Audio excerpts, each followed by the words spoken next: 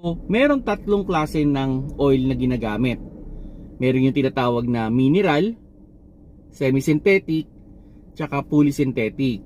So, yung mineral, siya yung pinakamura at dapat mas mabilis siyang palitan. Okay, so normally, ang mineral is good for 5,000 kilometers lang or 3 months.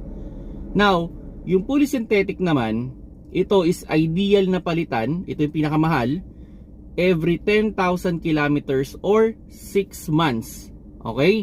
Then, yung semi-synthetic, ito yung middle ng polysynthetic tsaka ng mineral. So, ito, ideal ito mga around 7 to 8,000 kilometers or 4 to 5 months dapat siyang pinapalitan. Okay, so yun nga, kung ano yung huling oil na nilagay ninyo, yun yung susundin ninyong interval ng change oil. Ito yung suggestion ko sa inyo dyan mga paps, no? Maging mahigpit kayo sa kilometers.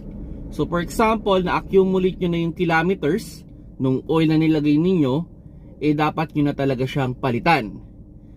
Sa months, pwede tayo mag-extend ng konti kung sakaling hindi pa talaga natin na-accumulate yung kilometers.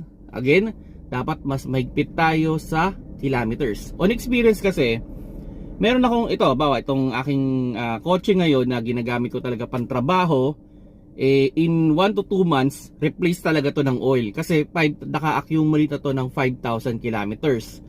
So pag dinidrip ko yung oil nito, talagang sabihin natin, hindi na siya ganun kaganda. Now, meron akong sasakyan na hindi masyadong gamit.